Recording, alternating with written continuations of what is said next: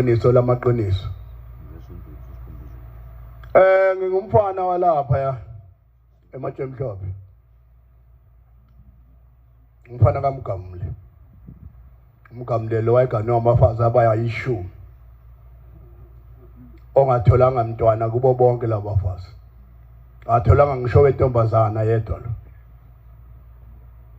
Kwakunesizathu sokwenza lokho. Imithwalo leyo esibhekene nami.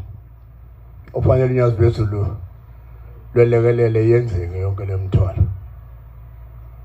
Ilanga sekhulumela idingiswayo. Ilanga noma nje imuphi futhi uShembe lo esihlale naye nesimfike edlula phambi kwethu. Makuthiwa khuluma ngayo ngakhuluma kushona ilanga. Ngathi mina ngingabhala iBhayibheli elingaphezulu kwaleli likhona ngemsebenzi kaShembe aseyenzile. Hayi nginenkani yokuzalwa ke Nkosi yami. Ngadodwa ilanga ubaba umshumayeli lathi ngumshumayeli lathi ukuthi umshumayeli wetempele. Langcoba ngo-73 August. Lathi ngingumshumayeli wezwe lonke. Ayingiyigulela ke. Ngase ngithi kuyoshumayela wena mina ayakuze ungibone ngishumayela. Wena uzoshumayela mina ngeke ngibe nesikhundla. Nginecala nje namanje la ngasho emehlweni kumuntu kongashiwo kuye. Lathi kudakwe ngamabhawini kuphuzile lokho. Kuphikisana nobani lokho. Hamba uhlale phansi uhlabelele man. Wangomunye uNkulunkulu lo yani. Nangu kodwa namhlanje ubuyile. Ngiyagezela usungaphazami uNkulunkulu baba omkhulu. Ube nomusa. Ngoba umusa yiwo lo wenza. Lishithi ibhanti mashinyane ngoba uShembe yagive up. Mana zaletha semphatheni kahle uShembe. Asingamhlukumezi. Ngiyasho namanje. So bulawa zingunguluzi. Uma uShembe ke wasuka nje oba nange lokho ehlabiswe eMozambique sebuyile kabili enyakeni eMozambique. Ingozi leyo. Ingozi. MawuShembe ke waphuma eSouth Africa waya kulamazwe ngaphandle wafika wahlala nje ekahlala inyanga kulamazwe ngaphandle ngeke siphile sonke la eSouth Africa. So bulawa zingunguluzi zithi sigosha uShembe. uNkulunkulu ke abantu bengamthandi beganga ngayo zonke insuku uyahamba bashiya. Cha ngeke ahambe ukuthi uzohamba abuye lezulwini no. Abantu bakhe bonke la. Kodwa bekho abantu abalingana nase South Africa. Abekho. Ilona lelizwe okukhulunywa ngalo gcwele iju nezinyosi ayikho into engekho eSouth Africa yonke into eSouth Africa ikhona kuphela eSouth Africa iphethwe ngabanye abantu engingabazi ukuthi bacabanga kanjani. Kungathola amalahle usuku nemini ayiphesheya yini ungalando lo mshini ohluza la amalahle uze la ekhaya. Kumbe igolide eSouth Africa lihambe lehluza phesheya libuye sedula kakhulu yini kungahambi kulanda umshini uzohluza yonke le mshini yenza lezi zinto yini ingalandwa phesheya izokutshalwa kuleliso. Kodwa kuzokwenzeka malithandi unyazi. Hayi malithandi unyazi phela asiyena uhulumeni wohulumeni. Ngisho iMelika ngeke ibe nayo uhulumeni ongangowonyazi. Hey isebenza kuthule lensizwa lena. Isebenza ithule nje. Yenze mkhulu imisebenzi ithule.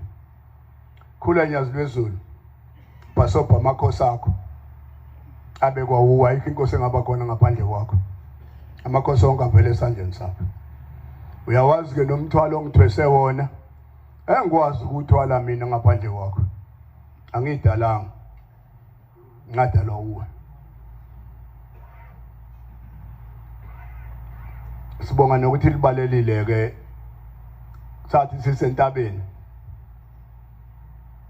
Ngangehlula mina ukukhulunywa likhulumila ngangiphe ngibeka imali nje etafuleni ngakhulumi.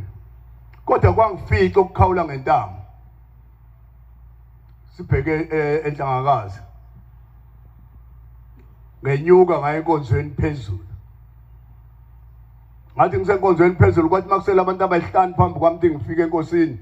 Kwafika ukuthi ngiphalaze ngasuka ngahamba ngayoshona ngaloko entaba kanti ngangakhiwa ngaphalaza. Ngabuya ngeza kwathi lapha kusele nje abantu abawu4 kwaphinde kwafika lokho ngagijima ngejoni ngawushona ngalokwazi kwaba kathathu ngathi mangibuya lapho ngabuya nefu elalinevule enkulu hey abanye abantu laba siba abantu nangengozi waveza wathatha isigqoko wasibamba kanje wathi ngilandeleni la ngaqala khona ukukhuluma noShembe wathi ngilandeleni sedokodweni lami la nizulu ngapha nangapha kwethu kwenziwa inyanga ezulu futhi ngo79 lapha eSwazini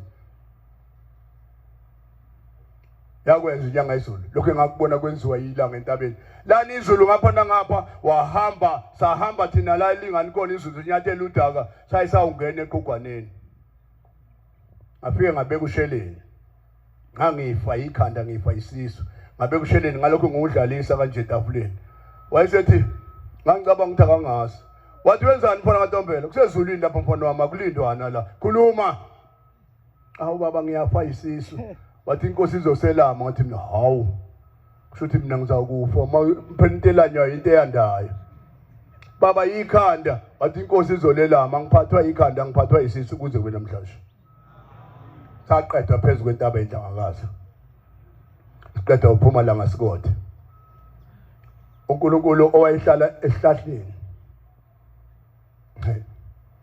bamazi kahle nampo nkosana indaba ezinhle bamazi kahle wayeqhamuka bebukhile kakhulu athe ngaqhamuka kuse sengathi nje akazange bakulokothe angomnye umuntu lo eyakhe imvubu yayihlala la phansi komjiva wakhe athi nithi kwenze njani akusiwona umzoyifebe lo awu baba bashaya ingane bayilima hamba nithathe nilethe la nizoyibona nizoyithwala ingane niye nayo kuye banifanye nithi niyibeka phansi uzonebula nonke kanye kanye izosuka ngejiwa lengane ibaleke nayo iye kukuthwala anifaka imvubu mayikuthethisile wayibuka ngamehlo ekususe la kujikijele lapha ya mabe ngakusanga kuye ntambama uyahamba nangu khona kholanyazwi lezulu intando yakhe ayenzeke ngenkani emhlabeni wonke nalomthwalo ongethese wona baba sunesikhathi uyawazi wena mawungayezulwini namhlanje noma nini awunafika ezulwini uShembe ehlezi nomuntu esihlalweni funa kube lokho la emhlabeni akekho noyedwa umuntu noma ngathi uyinkosi engakanani ofanele ukuhlala noShembe esihlalweni noyedwa